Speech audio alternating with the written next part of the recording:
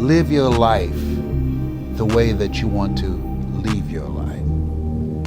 Ladies and gentlemen, as I speak to you right now, if you had 90 days to live, how many of you will make some radical changes in your life?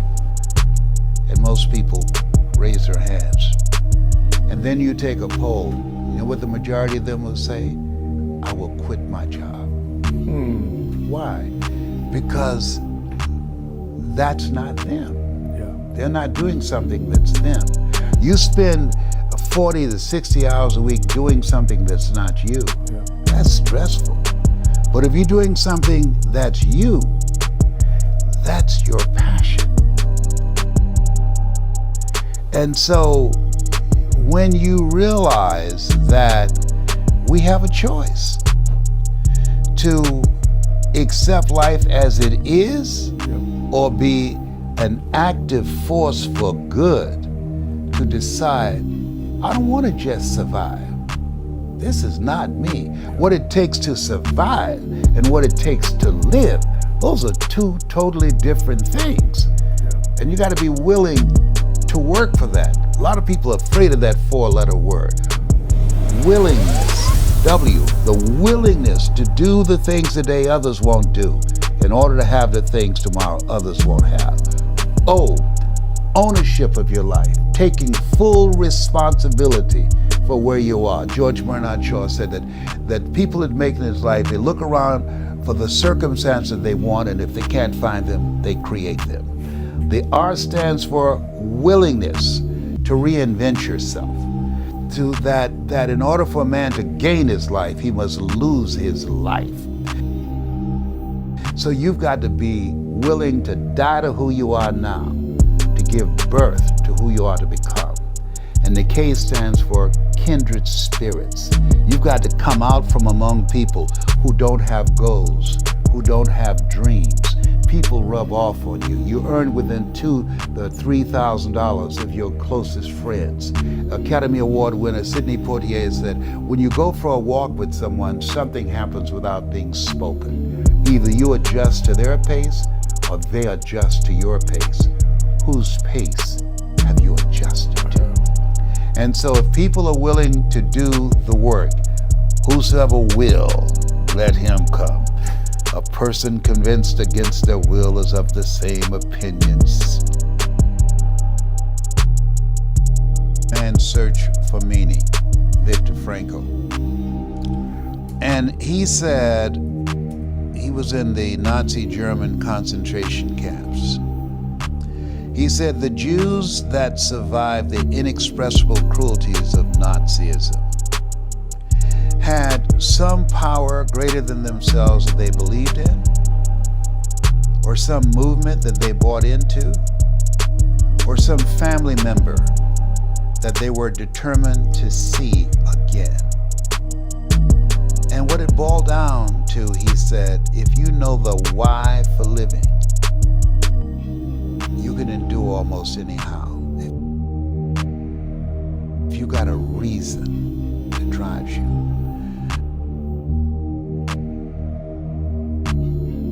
Here I stand, for I can do no other.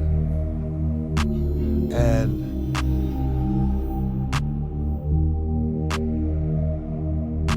something that drives you when others give up and surrender and throw in the towel. Something that can cause you to reach a place within yourself where you say, I don't feel nowhere's time. I'm gonna get it done. That makes you unstoppable. Gotta find something that pulls you into the future. There's a stand that you decide to take with your life. You can't have a kingdom without a king. Kings rule. You must master the king in you.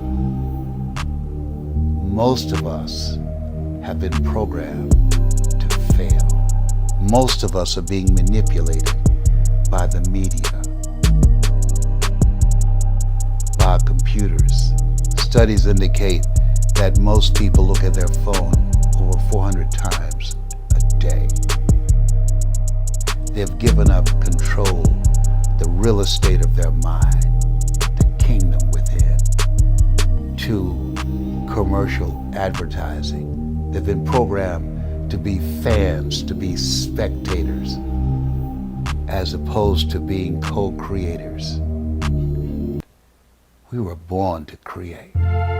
What kind of person must I become that will help me to learn how to turn adversity to my advantage? Because life is going to always be challenging. Think it not strange that you're faced to fiery furnaces of this world. You will, not you might, you will have tribulations.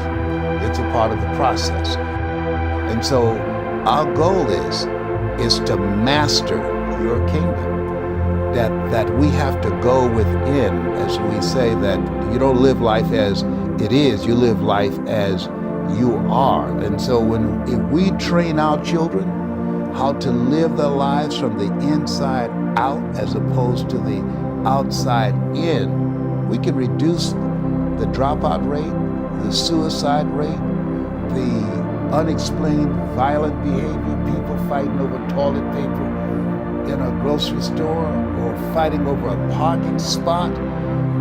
That's somebody that's not in their right mind. There's an African proverb that says if there's no enemy within, the enemy outside can do us no harm. And Shakespeare said the fault, dear Brutus, is not in our stars, but in ourselves, that we are underlings. If people take the time, a minimum of 2 to 3 times a day, to get still, to get quiet, to go within, speak, Lord, thy servant heareth thee, and listen to the whispering of your soul. What am I supposed to do next? As opposed to listening to the world. What you tune into, you turn into. So in this space, we have to focus on how to begin to elevate ourselves above the culture, above all the stuff that we see, and focus on whole a vision of what we want to manifest. My favorite book says, I'll give you all your eyes can see. Don't mess with me. Don't mess with me. You might run over here, but you'll limp back. Don't mess with me.